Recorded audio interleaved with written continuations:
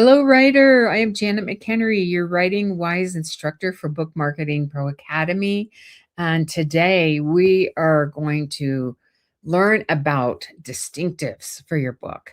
They're also called special features, and these are those kinds of extras that you can offer in your book, and it can be fiction as well as nonfiction as well to help sell your book. And I have a bunch of examples that I want to share first because that maybe that term is unfamiliar to you. So I can use some examples from books that I have written. So one distinctive for my book, Prayer Walk, is something that you might expect. You know, a reader's guide of some kind, or questions to lead discussion, or questions for reflection, and that's at the back of the book. But also, there is a letter to the Prayer Walk study guide leader. So, if this were going to be used in a small group, then there's specific instructions to the leader about how to go about doing that. Then there are other appendices in the book as well. One is called Resources on Walking. So if someone wanted to learn more about the physical act of walking, they could go there. There's a 30-day prayer walk challenge, all kinds of special things like that in the book that give it a little bit of extra for the reader. And there's this sense of added value with that. In my book, Daily Prayer Walk, we included with each chapter not only some information about prayer that answers a question you might have about prayer, but then there's a prayer starter, which is actually a prayer itself that the reader can use to jumpstart their own prayer life. And then there's a fitness tip for each of the 50 meditations in that book. So maybe you're getting the idea of that these are special features that you can include in a chapter or in a book as a whole. In my book, Prayer Changes Teens, How to Parent from Your Knees, there are a whole bunch of special features at the end of each of those chapters. There's a prayer that's based on scripture. And then there's something called Teens Talk, where I interview teenagers and I ask them to tell me how they feel about a certain topic that relates to their growing up years. God Talks, and that's another like a mini Bible study that the reader could take on if they wanted to read more about the subject. Others Talk, where I got permissions to use specific information about practical parenting tips and all that. And then there's You Talk, and that essentially was a series of dialogues starters for readers. So those little extras can make your book seem very, very special to the reader and give them the sense that, wow, they're getting a lot for their money. So let's talk about, why we want to do this. Well, readers want interaction of some kind. They want to kind of be involved with the book. It helps them kind of put certain principles, because often when we're teaching nonfiction, it can be pretty dense. So if we make our books super practical in such ways that they can put these things, these ideas into personal practice, then there's great takeaway for the reader. Publishers also love special features. They want to see a book that's different than all the others that could be on the shelf around that book. Those features can again create engagement among, in small groups or just personal practices. And they will actually help, inspire that personal transformation that the reader can have as a result of reading your book.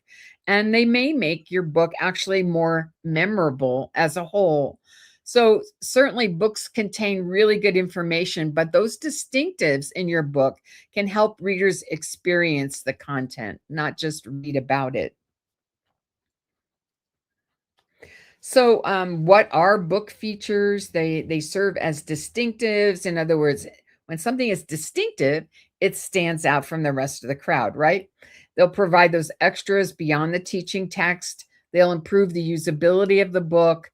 They act as reader engagement tools, and they actually make the book stand out above others. That someone's making choices and they see all these extras that they're going to get, they perhaps may choose yours over the others that are out there. So, a special feature in a book should help readers think and reflect, to apply those principles in practical ways, to interact with the text, and then to remember, because as they're then doing, they're putting things into personal practice. And so they will experience that sense of transformation as a whole. So I have these broken down into different types of special features that you might consider, and we're going to talk about even different genres. What kind of different genres what could we include as special features in different kinds of books?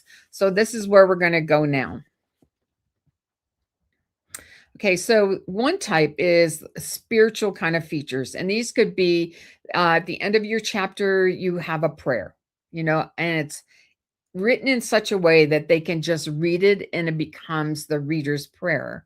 You can have additional scriptures there that you offer. Sometimes you might find that they're in a box that could look like that within the text, and it's separated from the text. It breaks up the gray a little bit and then makes that overall chapter a little bit easier to read.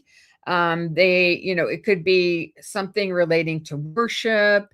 I've even seen like some Bible studies might refer to specific worship songs that relate to the content. And then they can suggest that someone go, oh, look up these musical features on the internet. And then, it will help you kind of put those things into practice. And then again, just certain application sorts of practices as a whole. Hello, Penny. Good to see you here. And then we're going to go on to guided prayer prompts.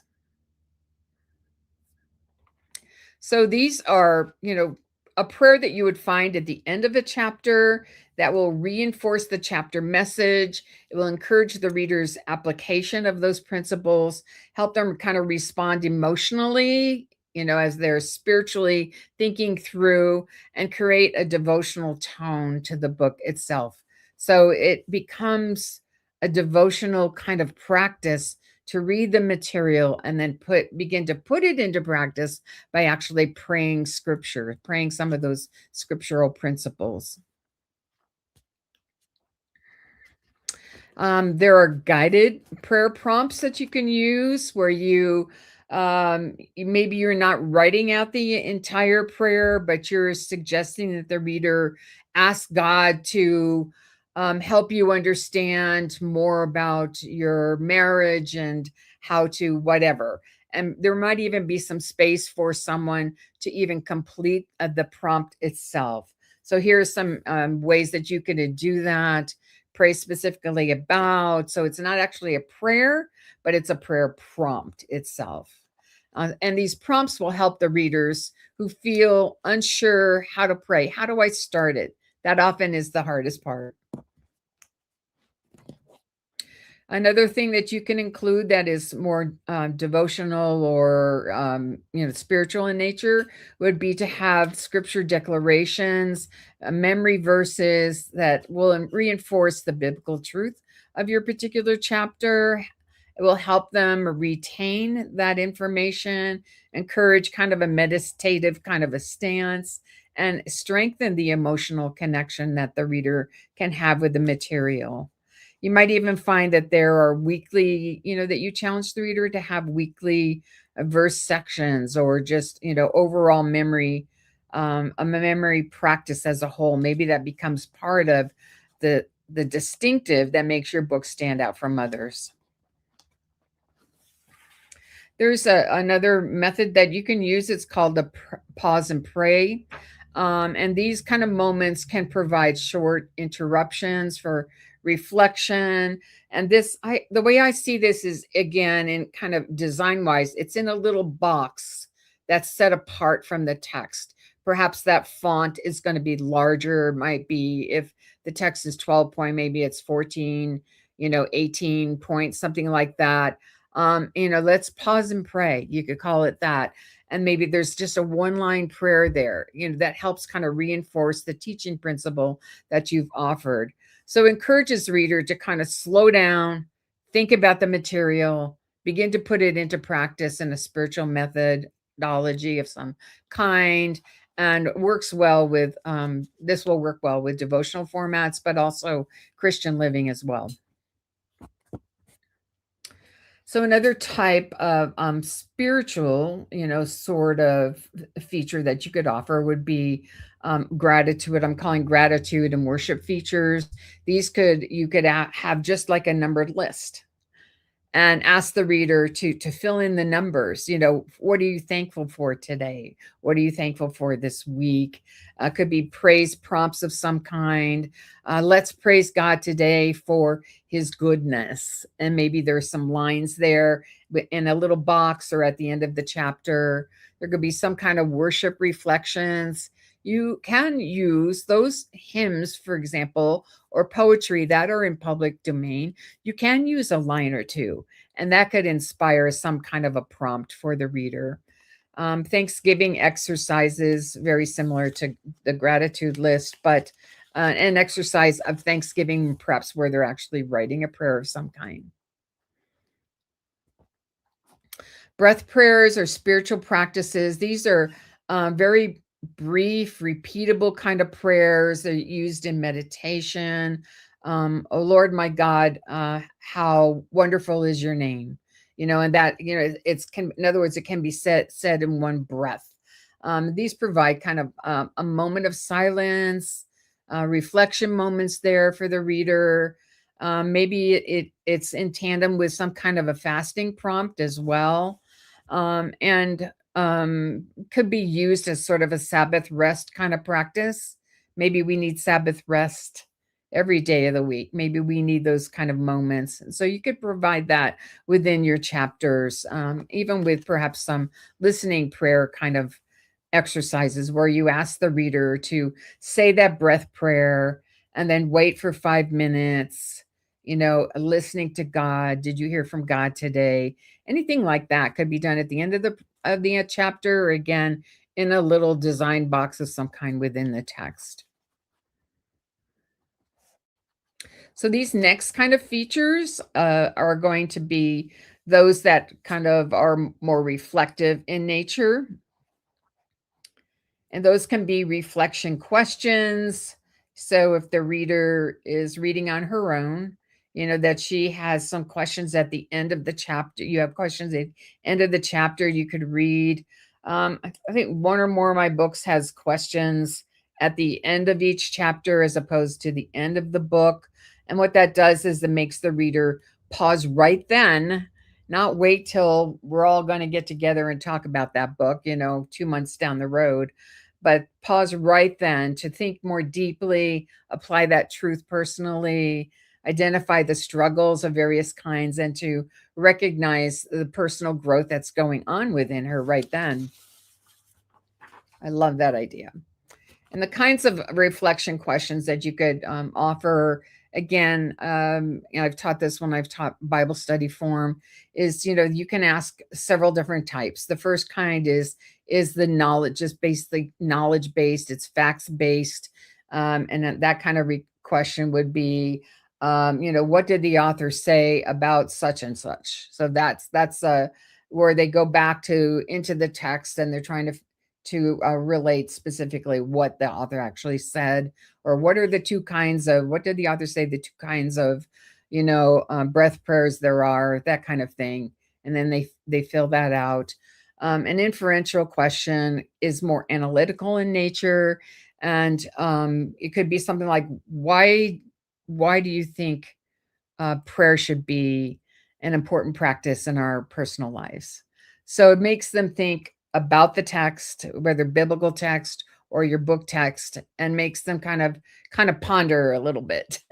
And then the third type really has two levels. One is more universal in nature, and one is personal. So a universal kind of question would be something like, why do people hesitate about praying on a daily basis? It could be something like that. So that's universal. And then let's bring it down to personal. What is your personal practice for prayer? So we start with that knowledge base, going to more analytical, and then making it personal. Okay. Going into deeper kind of engagement for the reader. Another type of a reflection kind of special feature could be a journaling prompt. And that would be something more like write about a time when you were frustrated because God didn't answer your prayer. So it's something like that, or describe your response to what the author said on page whatever about such and such, or what might God be teaching you through the reading of this chapter today. So journaling will kind of increase that sense of ownership for the reader, and again fosters the kind of engagement that we hope will happen. Another type of a reflection sort of special feature would be discussion questions. These are more likely to be found at the back of the book. They're used for small groups. Maybe you have instead of doing a Bible study, you're reading Christian Living book, or but they help to be able to foster that kind of discussion among groups. So it could be a book club, it could be a Bible study, just your weekly small group, that you do through your church. It could be done in a retreat basis as well. Maybe a shorter book is maybe part of the project of a women's retreat.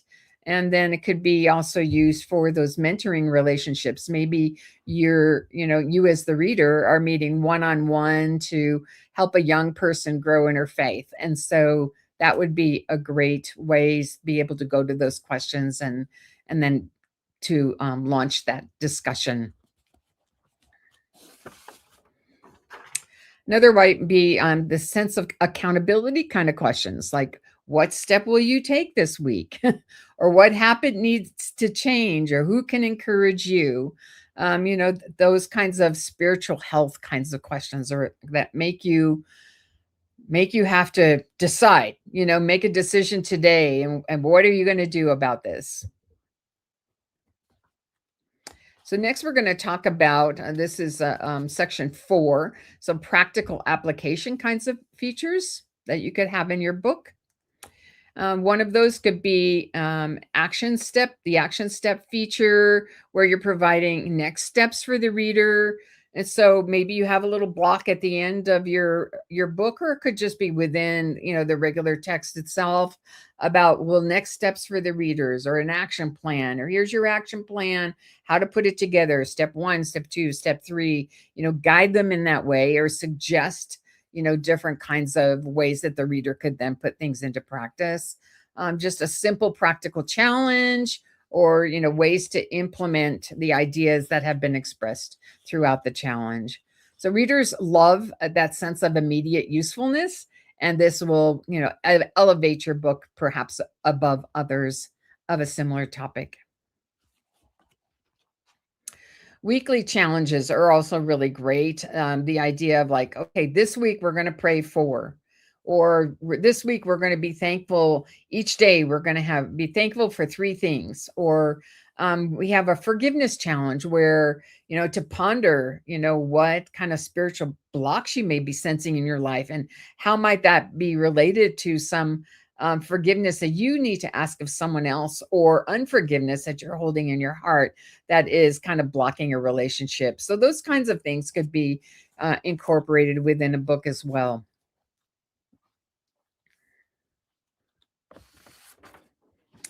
Another type could be habit trackers or checklists, where you're actually creating something that could look like a form at the end of your chapter, that basically is a progress chart, or reading tracker of some kind, or prayer logs. I know I've written several Bible studies for an organization called First Place for Health, and they actually have food trackers in the back of their book, so you're tracking what you're eating from day to day, from meal to meal. But there also is an exercise tracker in here, their exercise tracker as well, all kinds of other kind of practical guides to help you kind of live it out. There are even recipes in these Bible studies, and they are super good.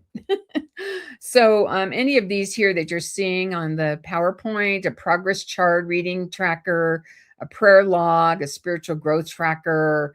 I see this occurring in some kind of a form, or at least with boxes people can check in some kind of way. Um, and I know that would appeal perhaps to some personalities over other personalities, but again, it's just another offering that you can include in your book. Another type of a special feature here in this kind that we're examining could be the goal setting worksheet. Sounds real familiar, but perhaps you have on a weekly basis, perhaps you have a spiritual goal. You want to write down a spiritual goal for yourself for that week, an emotional goal, a wellness goal, a relationship goal, a ministry goal of some kind. And maybe that's just something you do from week to week to week. Readers also like that sense of consistency. Once they see there's a pattern that's developed in the book, then they kind of begin to go with that flow and they can see progress in their personal lives. Another way to approach that could be something in a box or something like that called try this week. Call someone or to pray publicly or to journal daily or to memorize a verse.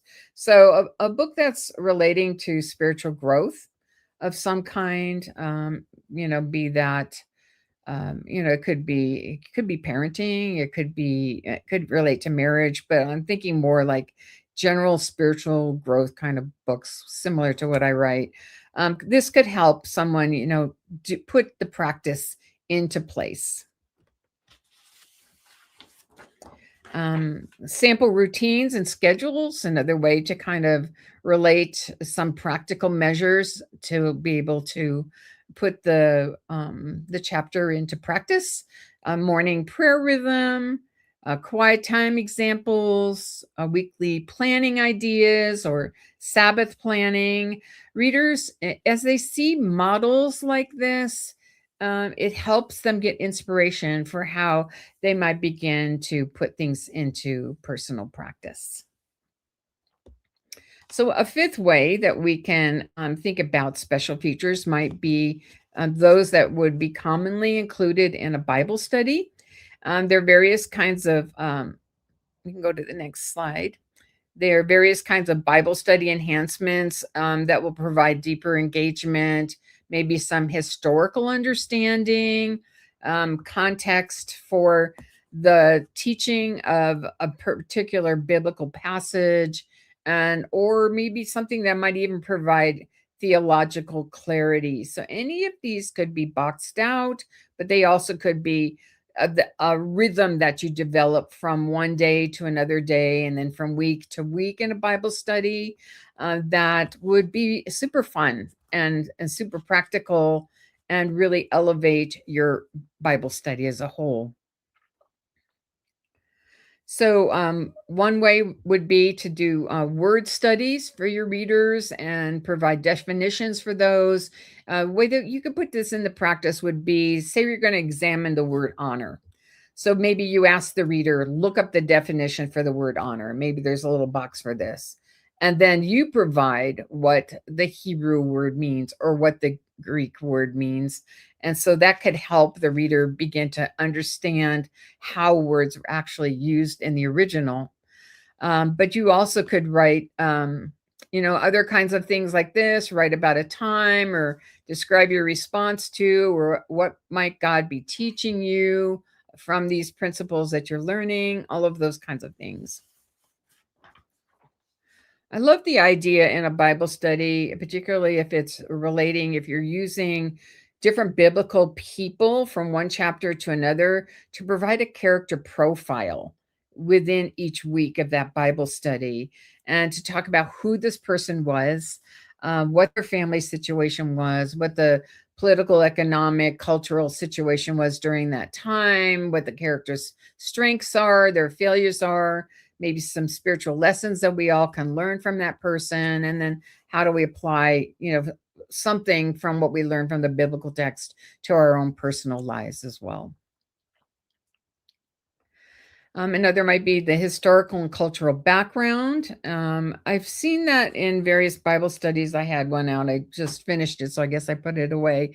About, and that Bible study was one called Esther by Kelly Minter, where there would be a whole page about something that related to the culture of Persia during that particular time.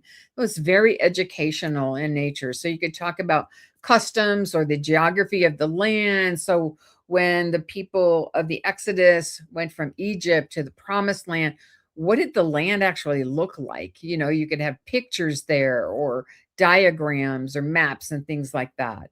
You could talk about the politics of the time. And that was kind of an important emphasis in the Bible study I just finished. The daily lives of the people. What did they actually do during a daily life? The wife of a fisherman, what did she do? What was she doing? The historical setting as a whole, politically, economically, all of those pieces there would be fascinating for a Bible study. I love the idea of doing timelines and maps and charts. We did that in a book that I wrote called Prayer Streaming, Staying in Touch with God All Day Long.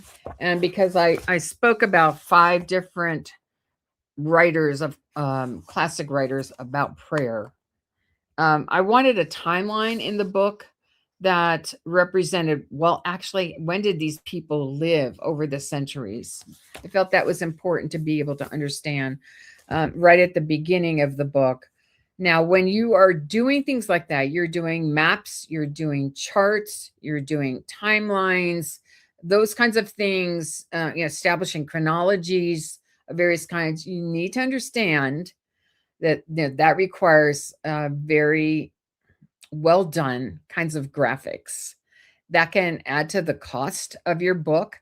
So if you are publishing traditionally, that's something you would negotiate with the publisher ahead of time to, like, who's going to pay for that? Do I pay for that as the writer, or will the publisher do that with their design team? If you are hybrid publishing, then again, you're working with your publisher on that, because just simply including a map, there have to be, if you're using another map somewhere else, you have to get rights for that. Or if you're going to create it yourself, it would have to be professionally done in such a way. So while those can be really, really important and helpful kinds of special features that you could include in your book, you need to be thinking ahead. How will this be done? Who's going to pay for that? Who's responsible for getting all these different pieces together? You could have what I'm something calling digging deeper sections with additional scriptures that the reader could look up, advanced study for, like, you could have for advanced study, you can go to such and such and read about whatever. Optional kinds of reflection places there or cross references. And certainly with all nonfiction books, pretty much as a whole, if we are as we're doing research about our particular topic, as we are getting that information, whether that information is an exact quote or whether it's simply someone else's idea, that does need to be footnoted. And that, again, that would be considered a form of a special feature, but it's really important to do that. Structural features that you might find. So, like, when we're thinking holistically about the whole book itself. So sometimes the format becomes the feature itself, like a 52-week structure for a book where someone's reading something each week. I'm currently reading a book. I'm going to grab it right here real quickly. It's called, a super great book, Praying the Names of God for 52 Weeks. It's written by Anne Spangler, a very well-known Christian writer. So again, that becomes the structural feature of the book itself. It could be the sense that there's our daily readings. So a devotional book, again, daily readings. The devotions are one page, or there's certain number of pages, or there perhaps is a seasonal format to the book as a whole. So the format itself becomes the feature of the book, or at least part of the feature of the book. Maybe your format for your book is a short reading formats. Maybe you have 2-page chapters. Maybe you have, 50 or 60 or 70 two-page chapters in your book. This type of format could appeal to these particular readers, busy people, right? Moms, caregivers, professionals, overwhelmed audiences of some kind. If you're writing about mental health, so as to help people who are suffering from mental kind of health struggles, again, shorter chapters would be really important. So that becomes the distinctive about your book. So, other writers may be doing, 10-page chapters. If you have on something on that subject, you're writing for people with ADHD, for example, you have 2-page chapters so they can get through it, right? Now, there might be kind of a sense of a hybrid format where you have a memoir that also kind of morphs into a devotional feature at the end of each of the chapters. Something like, what I've learned from, something that kind of a prescriptive approach to a memoir. You could have you could create a Bible study that also has a separate journal or has journaling options within the Bible study book itself. You could have a book that provides a lot of teaching and it's in a workbook format. So I'm talking about, about the size of a sheet of paper, essentially, that kind of a maybe, and that is the distinctive of that particular book. A devotional book that also becomes a planner of some kind, with checklists, that kind of thing. So we can be thinking outside the box. You need to understand, though, if it is your desire to do traditional publishing someday, that can become a challenge to those on a publishing committee who make the yes or no decision about your project. And they're trying to think, oh, it's a Bible study and a devotional, or it's a Bible study and a journal, or it's a devotional book and it's a journal. How would we do that? And where would it go? And actually, what is it? How do we market that? So to do it in such a way, you just have to be thinking in terms of what will be useful for the reader, but also what is, going to meet the expectations of the publishing world and the reader as well. Another kind of structural feature could be the idea of a book with flexible reading. So thinking through in terms of how you're approaching the teaching. Is that going to be chronological in nature, such as my book Prayer Streaming occurs in a chronological order because of when the people lived? Or if you're going to write a book on teaching about love based on the book of John and John's letters, are those going to occur in a chronological sense, so the reader has that sense of flow, and it challenges the reader then to actually read all the way through the book of John. There could be, the book could have an organizational strategy that is based on topics, and that, so there are pieces that come together that are logical in nature. That kind of structure is used in my book Prayer Walk. So I have things about the practical things that relate to prayer. I have things about like what is prayer, and I have things about like how to put this into practice. So that would be more topical in nature. So some other ideas, thematic in terms of organizing the book as a whole. How are you going to thread it? What is going to be best in terms of teaching the material for your particular reader? Some visual and interactive kind of features here. I have a whole bunch of things that you might consider. You could have pull quotes. So pull quotes are like, you say you have some magical sticky statement. One that I use all the time is prayer is more about access than answers. So to pull that out of the text and have it in a little design box, in there. And maybe you have one of those in every chapter. And then that becomes something that can echo through the reader's mind. Infographics of some kind. These are like flow charts and things like that. Or illustrations of some kind. Are you going to have some kind of design work, illustrations, photography? Be thinking budget, because these are all things that need to be done well.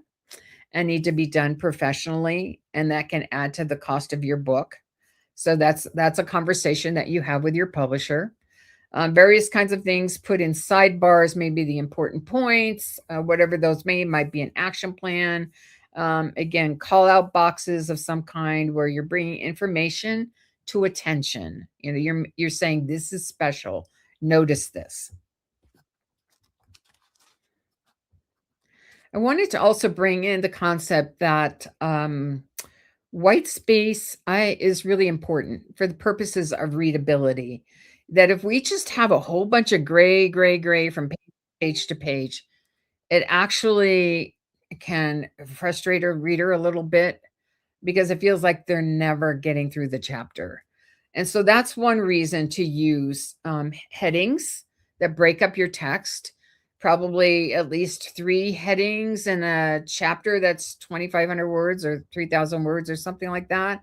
So to have that kind of break for the reader, it helps them make a goal. I'm going to get to that through that first heading. I'm going to get through the next heading, that kind of thing. And it gives that sense of visual breathing room. This was a principle that we put into practice when I worked for a newspaper. And when you notice newspapers, you notice that, that there are typically, photographs that break up all that gray space on a page. Remember newspapers? We used to have those, right? We're going to go back to that original one as well. Photography, sidebars, other kind of call out boxes as well. So again, think about how the design of the book could actually aid the reader in terms of the readability. Okay. QR codes, kind of a new thing that we can include in a book. And multimedia kind of features where you can link to people because so many are reading books online. I wanted to pull one book here. We included a QR code at the back of Praying Personalities, Finding Your Natural Prayer Style. And the QR code takes readers, have a quiz in the book, but it's to help them find their praying personality. But there is a QR code that they can go to, and it takes them right to that particular website. Okay, tricky thing with that, you need to make sure that QR code is always going to work. So, to get these sort of short-term, 24-hour, 7-week, whatever QR codes, and then they go away, that's not going to be a good thing. So if you are going to have a QR code that either takes someone to your website where they can get additional articles or information about what you're teaching, or to some other special site. And we made that quiz for my book a completely different website than my own website. So hopefully it will be there in perpetuity. I think I used that word right. As long as I'm alive and paying for that. So, you could have links to podcasts, videos, worship playlists, downloads, printables, kind of a bonus teaching, or again, like something like an online quiz, which can actually bring readers. If they're then you promote that online on social media or to your newsletter people or both, and then they learn about themselves a little bit, but they want to know more, so they read your book. That's the purpose behind a lot of that. Some other kind of companion resources that you can offer within the book or somewhere else, you can lead them to somewhere else. Could be printable PDFs, leader guides, an online course that you might have about that particular topic, to a journal. Maybe you have an online journal and that's on your website. And when they go to your website, then they find this journal. They get this journal only if they've signed up for your newsletter. So that's super helpful to get followers that way as well. Companion devotionals of some kind. All of that will help to strengthen your brand as a writer. So now we're going to think about doing some strategic thinking in regard to this. But then next month, I'm going to do part 2 on this. And this is going to give you a million ideas about the various distinctives that you can include in your book. And one thing I wanted to mention too is that often when I speak to at writers' conferences to writers, and they're on the newer side of writing, They may not have the understanding that, for example, a Christian Living book should be between 45,000 and 60,000 words. That's a lot of words. And so often writers like, I don't know how to write that many words. But if you had several distinctives that you were offering with each of these chapters, then that include additional information. That's a selling point, and that also helps you get through that chapter. It helps you kind of organize some practical takeaway for the reader as well. So let's talk about matching features to your audience. Ask yourself these questions overall. What does my audience need? What do I hope that they understand at the end of this? And then what could I offer them that will get them to that place? What kind of format will help them the most? You think about what kind of obstacles are they facing? How are they going to overcome those? What are practical teaching ways to think about that? You can do this. You can think through this because probably you already have thought through and worked through a lot of this. Always keep in mind, as I say though, that simply because we've had an experience doesn't mean that our experience is necessarily valid for the rest of the world. So always use biblical truth for your books. That's always going to stand strong. Think about what will create usability of your book and bring about that takeaway for the reader. Some common sorts of mistakes that I might see is or anticipate might be like adding random features in there that don't necessarily tie to the message or the overall methodology of the book. Overcrowding pages with all kinds of various things that take the reader here, there, and everywhere. Questions, if there are reader questions from chapter to chapter, sometimes those questions tend to be repetitive in nature. You're like, wait a minute, didn't I answer that already in chapter 2? Or there's too much complexity, there's too much to kind of work through. So think about what's going to be beneficial for your particular audience. And not just sort of offer these various kind of gimmicks without a purpose.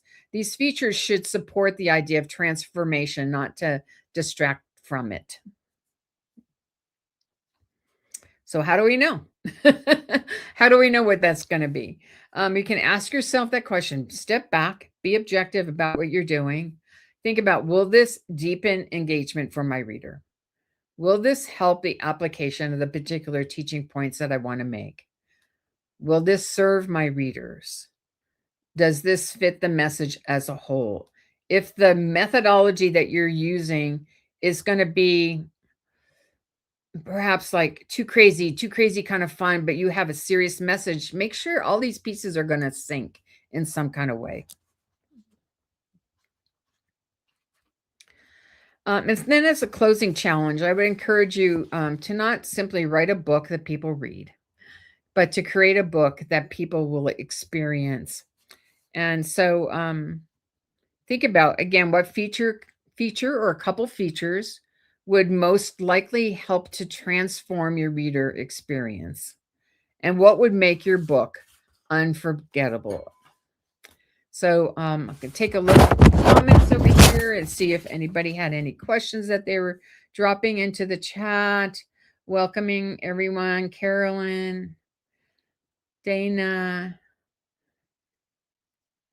good ones, 17 good ones. Penny, welcome, folks. If anybody has a question here, let's see. How can an author apply these principles to works of fiction? In works of fiction, you can definitely, I would encourage you to have at least discussion questions at the end of the book. You might have, I have seen fiction writers who have talked about additional resources or the books that they read upon which that historical novel was written. They could talk about other, like the geography of the place. They could talk about, like, you could have a history timeline, that kind of a thing. So you definitely can use works of fiction.